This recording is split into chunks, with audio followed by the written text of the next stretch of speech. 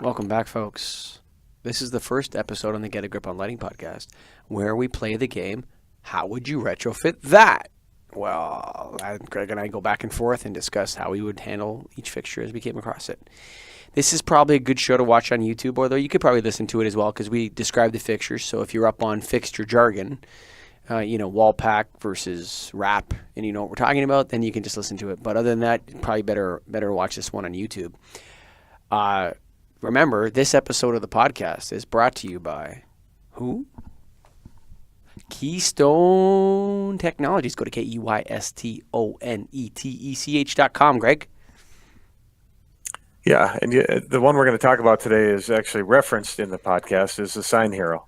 We had a couple applications where signs came up, and what was your solution on both of them? Or on the one, at least. Was Sign Hero, baby. Sign Hero. That's right, because it's a unique product that not a lot of people have, and it's a relatively easy install, retrofit, upgrades a sign from fluorescent to LED just like that. You save the energy, you get longer life, you get the light you need. What more can you ask for? Changing a sign ain't like changing a fixture, buddy. It's a lot more expensive. It's a hassle. It's a lot of work, especially a box sign, to take down a box sign and put up a new one. Just go Sign Hero. Come on, man. So easy. Sign Hero. Google Sign Hero, Keystone Sign Hero, or something like that. Just go to KeystoneTech.com. That's KEYSTONETECH.com, folks. KeystoneTech.com. And I want to take a minute to tell you a little bit about something special I'm doing on the side. I got my own podcast out. That's right. It's got nothing to do with the lighting show. It's called Get a Grip on Life. And Greg is my number one follower. He listens to every episode religiously. Which one was your favorite one, Greg? Number 13. Is that out yet? I thought you were going to say number one. No. Yeah, no, go to getagriponlife.com to check it out. That URL cost me a lot of money, by the way, getagriponlife.com. And, of course, this episode and every episode of the Get a Grip on Lighting podcast is brought to you by the National Association of Innovative Lighting Distributors. Go to NAILD.org.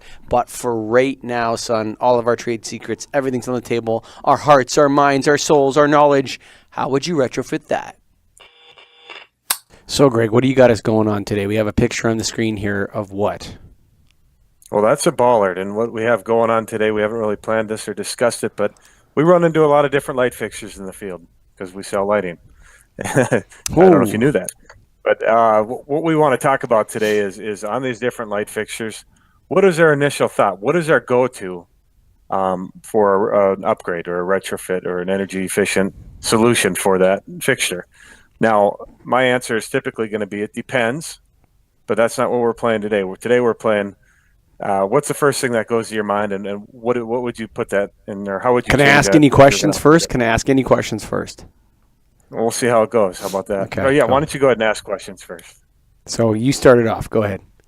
No, right. Can I ask questions about the... Okay, yeah, go ahead. No.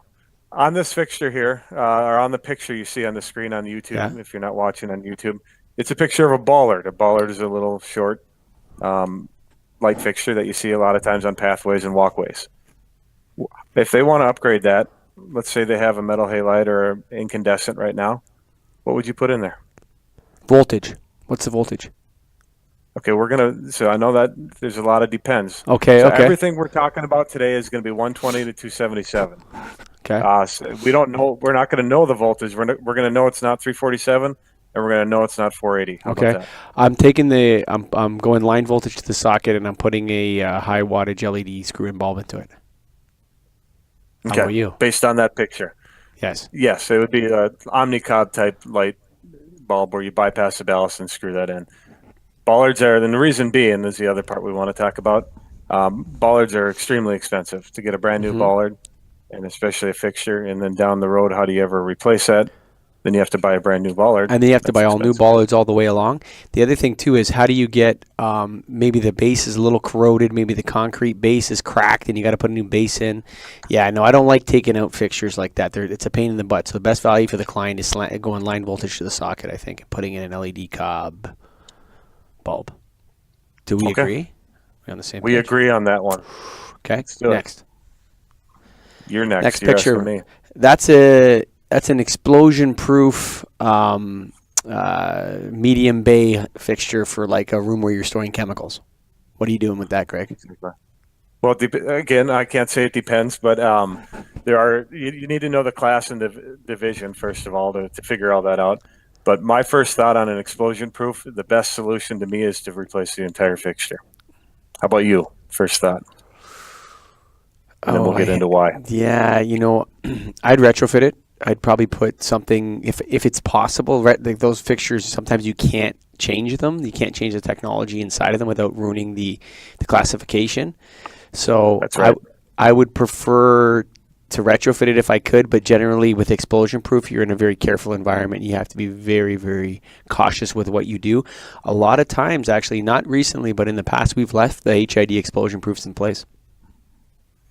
Yeah, and I think that's something that I want to point out too, is that I've looked into the same type of solution where you bypass the ballast and put in like an Omnicop light. I haven't seen one that is claiming they're rated for explosion proof or will back their warranty if they are. So ideally, that's a good solution, and I can't say that I haven't done that. I've even seen compact fluorescents screwed in, 120 or 277 volt compact fluorescent medium base, mogul base screwed into a fixture like that, and it's worked. But is it the right solution? No, I think the best solution to be safe is to replace the entire fixture. Yeah, you're talking about a very serious lighting environment. You want to be careful down there. There you go. The next one is up on the screen. We will see a lot of these in the field, and they come in all varieties and shapes and sizes, and that definitely will factor into what your thought is. But it's a flood, an LED or a HID floodlight in this case, and could be used to light up a building. It could be used to light up a flag. It could be used to light up a sign or a parking lot. So I know the application is going to matter, and this is a real broad one. But in general, when you see a flood, what is your go-to? I'm putting in a new LED fixture. I agree. Got to go new LED fixture. Why would you do that? Outdoor lighting is a different animal. You have seals on the fixtures. You have weather, especially in places like Minnesota and Ontario. You got salt and snow, especially if it's mounted on the ground. And a lot of those fixtures are used on the ground to shine up on buildings. And so they'll get covered in snow, and that snow is mixed with salt. There's corrosion. There's all sorts of other stuff. And LED fixtures have really come down in price. So the idea of retrofitting that, by the time you retrofit it, you're probably at the same point in this particular situation. So I'm putting a new fixture on.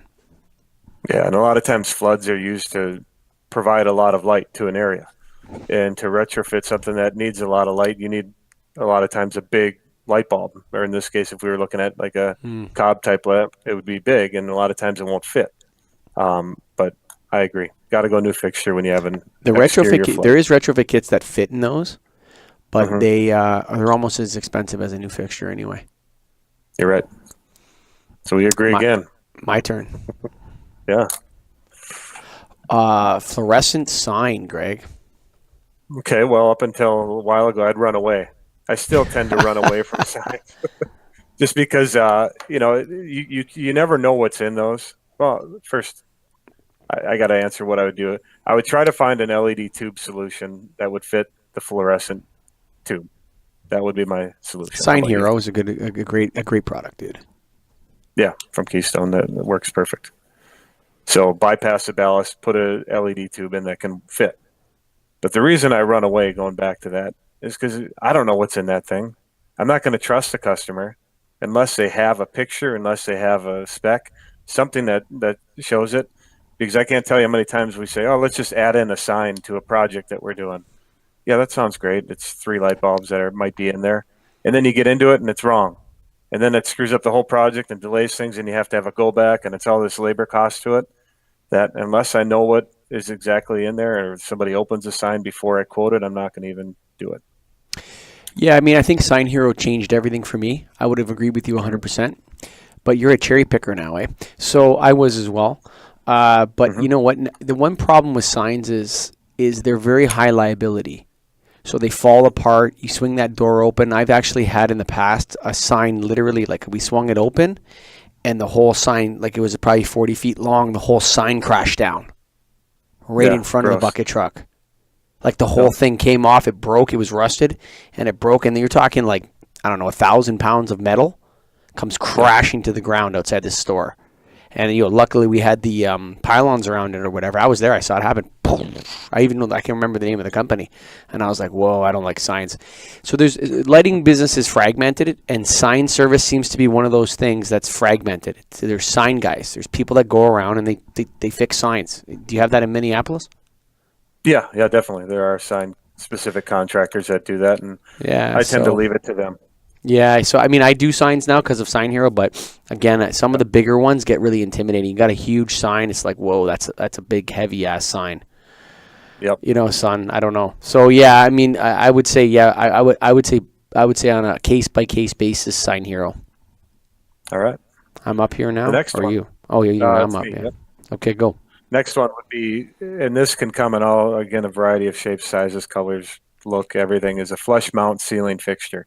A lot of times you see this in a multi-housing or a hotel or something in a hallway type setting. So what would you do if You're you saw talking, a fixture? but that's plug-in CFL, right? We don't know. Oh, okay. I guess that depends. So we'll have to answer that. Let's say it's a screw-in or a plug-in. What is your solution for either? I think there's a lot of nice plug-in CFL and a lot of screw-in light bulbs that you can put in there. And I mean, I think the choice rests on whether or not you want to bypass the ballast if it's a CFL. But even then, I still use the existing sockets and slam in an LED bulb into that thing, or I screw in an LED bulb into the sockets. Yeah, I'd agree. If it's an incandescent, I would do a screw-in socket or a screw-in LED. But if it's a plug-in compact fluorescent, I'm back and forth on this one between if it makes sense to try to retro it with new plug-in lamps or to replace the entire fixture. Because by the time you do that and the work that goes into it, a lot of times it's almost cheaper to do a new fixture. They're coming down in price. Every new construction that's, not everyone, but a lot of new construction that's being done is made with a built-in LED already, or GU24 base or something like that. Yeah, this is one of those situations where sometimes you talk to the customer, depending on what's in it, and you say, "Look, do you want to just do the labor yourself here?" Yeah, screw it in, man. Yeah, it's like I'll just sell you the bulb. Ooh, neon! Oh, baby, Greggy, I'm glad you got neon. What would you do, big guy? Can you repeat just replay what I said about 2 slides ago? I'm gonna run. Yes. I'm gonna run from neon. What are you gonna do? So when I first started my service side of my lighting business, I would change the neon sign ballasts. Like there's a ballast there. But, Really? you got to know that the guys that fix neon, they actually get the glass tube and they melt it and they bend it, eh? So it's actually like a glass fitter. It's kind of like a trade to do that. And you can watch videos on how they make neon signs. But here's what I'll tell you, son. Neon is Betamax. It is over for neon. LED killed neon. So if I went into the neon sign, I say, look, buddy, if there's a crack in that glass, you're on your own. But I can change the neon sign ballast for you. That's it. You're not upgrading to LED at this point, or have you converted any neon to LED? I think, you know what? I don't even know. I wouldn't even know how to do that. I mean, I think you just buy a new sign. I think there's a sign place right next door to me that I refer people to. It's like, okay, you need a new sign? Go to see these guys next door. Because neon's a tough one. I mean, those sometimes the glass gets broken and the letter will be out, and that's because it's a crack in the glass. So you have to repair the crack in the glass and fill it again with the neon gas and all that. That is a specialty, son, and only people that are over 55 know how to do that. There you go. Stay away. Okay. Next. The next one is kind of similar to the flush mount ceiling, but this is a pendant light. You see these a lot of times more decorative, sometimes over desks or entryways or things, and they can range. Again, you can have a screw-in lamp in there, you can have a plug-in, you can have a small 2-pin halogen. So that definitely is going to factor into your decision. So a screw-in, I think we can all agree that we're going to keep the pendant and screw in a bulb. But how about a plug-in, a small halogen? What would you do on that if they wanted to make it LED? So, okay, so here is my concern, okay? I am not a lighting designer, okay? So if you say, hey, I want to know what I can deal with what light level they want, what color temperature they want, whether they want a 0 to 10 volt dimming or not, or they want, bi-level systems and occupancy sensors. When someone says, how is this fixture going to look? Is it going to is it going to fit in with my design? I'm going to say, I don't know, buddy. You're on your own. So I generally, with decorative, I try to keep the same fixtures as long as possible. If it was 12 volt, I might try to use one of those 12 volt bi-pin JC plugins. But a lot of times they don't deliver light the same way that a halogen does. Does that make sense? It's too small. G9 as well. The G9, sometimes the socket's really big. It doesn't fit in and stuff like that. So I would say maybe 30% of the time I would just leave it. If it was broken, I would repair the halogen. Sometimes, see, that's on a cord. So you see that one's corded. But sometimes we'll change the socket. So like the socket is inside of the cord and you can pull it out. Like it's got 2 screws. You can pull the socket out and you can put a different socket in with maybe go from a G, whatever the JC G4 socket is. I can't remember what it's called. Then go to a more of a GU10 style socket and put something in like that. That's a little more stable, depending on the fixture. But generally, there isn't a lot of these. There's not a lot of money in them, and there's a lot of pain in the butt hassle with them, Greggy. I'm with you, and I think that's you brought up. You kind of stated everything I'm thinking on that too, and. When it comes to decorative fixtures, sometimes they're meant to be decorative, and who cares about the energy efficiency? Make them look nice. And what looks nice oftentimes is the bulb that's currently in there. Let's keep that. Yeah, so you'll walk in, like some company, you'll have like 1,000 troffers and 400 halides in the back, and they'll have 4 of those over the front reception lobby. And I want it all LED. It's like, okay, we're going to go 99.8% LED, buddy. Because I'm not touching these bad boys. All right. Maddie, next. Ooh. We got a post stop here for you, Greggy. What are you doing? Well, post stop, my first thought is to bypass the ballast, similar to a bollard, and screw in a cob type lamp.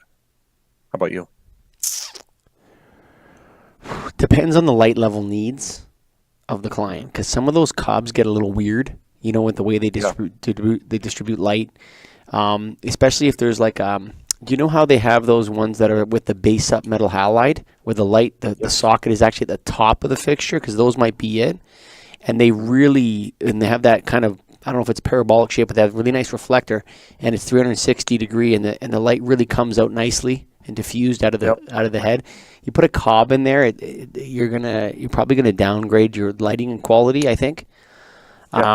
So it depends on that, but generally, yes, depending on wattage, if I can get away with screwing in a light bulb, I do it. Bypassing a ballast, screwing a light bulb, because then, hey, there's a maintenance problem. Yeah, here's a new light bulb. Right, fix it.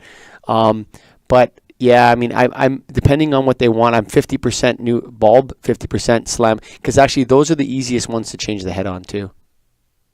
Yeah, you could just slip it right over the top. Yeah, it's like a slip fitter. Boom. Yeah. So if the customer finds one they like, I would say 50% putting a new fixture and 50% keeping the existing one and retrofitting it in some way, depending on the halide option or the HPS option that's in there.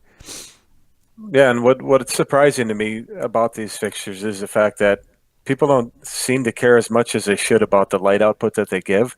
I've seen retrofit kits that are designed specifically to bring the light down and out, and that's what these lights should do. But a lot of people just want it glowing up in the sky, and when it does that, it's not really serving any purpose. So that's why I see a lot of cob or cob type lights installed in that fixture. And what I start with, at least, a lot of times is that. But a lot of cities really screw up these kind of lights. I mean, they really screw them up. I mean, they'll do. I remember this one path in Toronto. It's like from to basically the city of Toronto, and it's to this old town area of another town, and it's basically been amalgamated all into Toronto now. But there's like this thing, and they did a bunch of post stops like that, but they put a first generation LED board in there, and it's all glare, dude. You drive down that area, you can't see it's way brighter, but you can't see the colors of cars. Like when it was HPS, you could see the different cars and the different colors of cars. But now you drive through it, everything is blurred because it's basically it's like when a cop stops you at one of those ride to see if people are drinking, and he shines the flashlight right in your face, and you can't see anything because the flashlight's right in your eyes. So you're driving down this bridge, and it's like, oh no, I can't really see anything, although it's super bright. Those light fixtures get screwed up a lot, especially when they're retrofitted. So Right. That's a tough one, man. All right, I'm Maddie, with next you. one. Okay, so there's the recessed can, or pot light in this case, but it's looking like an outdoor one to me. Is it indoor or outdoor? I'm going to say, what would you do if this was outdoor, Greg? It would be the same solution as what I would do indoor at this point, for the most part.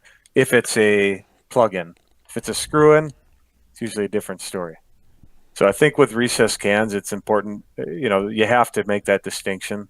If it's an incandescent or HID screw-in matters too. If it has a ballast or doesn't have a ballast, there are a lot of options out there.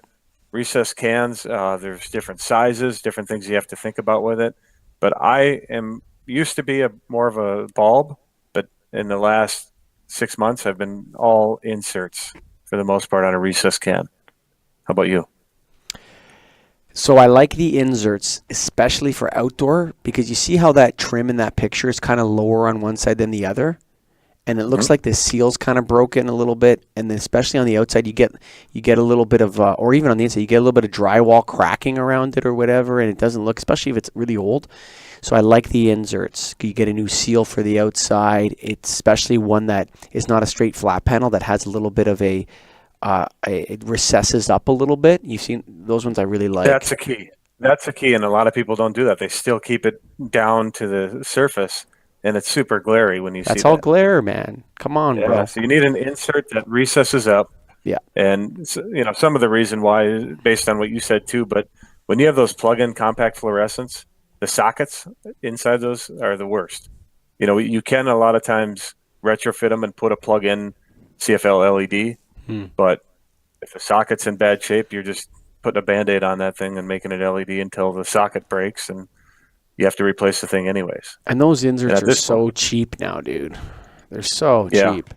I mean, we don't have any that are IEEE 1789 standard compliant yet. I haven't seen one. Have you? That's flicker free? No, I haven't. That's why I don't put them inside, son, because I don't like the flicker. Because if you put your phone up on those inserts, and especially when you dim them, they're flicking like crazy. But I'd love to see one that's IEEE 1789 compliant with the flicker. But outside, man, that's a no-brainer. Come on. Especially you have those canopies and that. After you do the LED, if they have a CFL, HID with the lumen maintenance, you do your little quick before and after picture, bro. Boom. Yeah. It looks real nice. Especially if you recess it up. Flat panels are overrated. Say bye to the flat panel in 2x4 and 1x4 and 2x2 and round and little square. Buy flat panel. You're done. See you later. Everything should be recessed up. You don't want that direct glary light. Come on. Ugh, gross. Ugh, I can't see. The cop's shining lights in my eyes. No more flat panels. Come on, man. That's so 2015. And one thing to touch on, it kind of relates because we're talking recessed cans and we're lighting people. And I just got a call a half hour before we started talking here from people that are putting in, those rabbit ear type inserts that are 120 volt, very inexpensive, but they're putting them into a plug-in CFL recessed can. And they're just jamming them in there. I've seen that over and over at many places. And so when we're talking an insert, get the right insert. If you're going to do a plug-in CFL, get the one that has the clips on it. 120, 277 volt rated typically is what you need just to be safe. But I just is there anything in the States that's not 120 to 277 volt rated? Yeah, well, those rabbit ear deals that I'm talking about, the real inexpensive ones, are 120 only. And a lot of people I've seen are putting them into plug-in CFLs, and they're making these ears, turning them upside down, trying to smash them into a compact fluorescent can. Gosh, and it's just funny what kind of options are out there. But yeah. So that's the Greg and Michael's review of how we would. Here, there's all your trade secrets. I believe we have one more. We have one more. One more. Okay, we're not calling it yet. Okay, we're not calling. We'll edit that out. Leave it in. Not calling it yet. It's not 11. It's not. You can't call it before 11, Greg. That's right. It's a shoebox. Up to me or you? That's to me to you. It's a shoebox area light. What do you do on that thing? Of all the fixtures, out there that are outdoor lights, a pole-mounted 100%. I don't know how the lighting description of this is, but like where it's facing straight down, that fixture plays itself best to a retrofit. Okay? That one. But still, I'm going to say 75, 80% of the time, I'm pulling it out and putting in a new LED fixture. I would agree with you on that. We have done both for sure, where you bypass and retrofit. But I think in general, it's always best on exterior fixtures as a whole to go new fixture. Similar to Yeah. what you talked about with the flood. And then now here's an area light. A lot of times there's floods on poles. This just happens to be a shoebox on a pole. Sure. But I would do a new fixture on that. Yeah, the reason why, what tipped me to the new fixture on outdoor, what tipped me over was just the cost is so low now for a new fixture. Right. Back 2015, 2014, you're talking $600 for the fixture. Ooh, the retrofit kit's only $350. Ooh, I'm gonna go retrofit kit. Now it's like I'm not even gonna say a price today because it's so low sometimes. But I mean, yeah, I'm gonna put a new fixture 9 times out of 10 on that thing, on that pole. The other thing, I don't like poles though. I mean, there's a lot of, one of the things about changing this has never been clear to me. And if someone, there's probably jurisdiction specific, but there's also ratings of poles, eh? Yes. And I know with LED we're always going lighter than HID, right? But I wonder if there's any lawsuits out there or anything where you change the head on the pole, and because it's longer or something about the LED changes the wind rating of it or something, and it goes over. I've done, I don't know about thousands, but definitely hundreds and hundreds of poles. I've changed the lights on, not personally, but my company. And I'm wondering if there's any issues with wind rating. And I know it's not a weight rating issue, but some of those LEDs, they're really long in comparison to the HID. And I can't, it's Cobra heads as well. And it's like, I don't know if that's, I've always been worried about that. So I don't have trouble sleeping at night, Greg, but that's the one thing in this business, those high poles, pole masts, and like the really tall ones. I always wonder, man, if one of those goes over, what's going to happen? Yeah, no, it's a legitimate thought because I remember when fluorescents were. Did you ever see the fluorescent area lights, like Ooh, yeah, 4-lamp baby. T5s? Now we're talking a 4-foot fixture going in place of that. That's a definite wind hazard. And those are sails basically. And I remember seeing a job that we didn't do, fortunately, but somebody else did, where the light fixture actually flew off the pole because it was 4 feet long, and the other one was 12 inches wide or whatever. So it's definitely something to think about. I think it's four words. I got 4 words for you. Something like that happens. Okay, what do you got? Call your insurance company. I didn't count. 4 or 5. Yeah, something like that. Hello, insurance broker. Remember I paid you for the last 15 years? Yeah, remember that? I got a little something to tell you about. It happened. Something happened. What happened? Well, I've had one insurance claim. Maybe that's an episode on its own. That's a whole episode. That's a whole story. So thank you for listening to our How Would You Retrofit That show on the Get a Grip on Lighting podcast. Keystone Technologies. Go to KEYSTONETECH.com. That's right, KeystoneTech.com, the Keystone State, right in Pennsylvania. Greggy, tell me a little bit about your Sign Hero. Get your Sign Hero on for me for a second. Well, you were. I was saying I'm going to run away from it, from signs, fluorescent signs. You're saying I should go attack it and attack it with the Sign Hero. Bring that thing with me. It is a legitimate solution and something I definitely have done more signs now because of that. Whereas before I did run. I still run sometimes, but if you're not going to run and you've got a product, the Sign Hero is the one for you. It converts it from fluorescent to LED, bypasses the ballast, saves energy, lasts longer, does everything you need it to do in a sign. Go to KEYSTONETECH.com, baby. That's KeystoneTech.com. And then after that, after you're done buying your Sign Hero, go to getagriponlife.com. That's my own podcast. Hey, it's just about what I'm talking about other than lighting. So getagriponlife.com. I'm the host of the show. Greg's not a part of that. It's all me, baby. And just outside guests talking about fitness, entrepreneurship, politics, just all sorts of different topics. It's fun, exciting, and if you like my style, you like that. If you love to hate me, you'll like it too.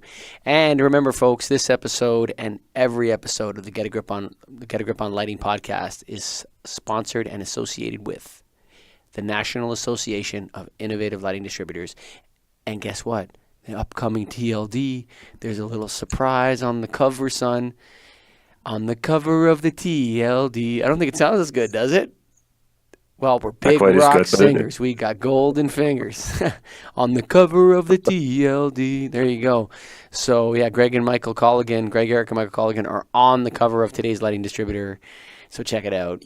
Go to naild.org, getagriponlighting.com, get a grip on life. Follow us on Instagram, Twitter, all that kind of stuff. Thanks for listening.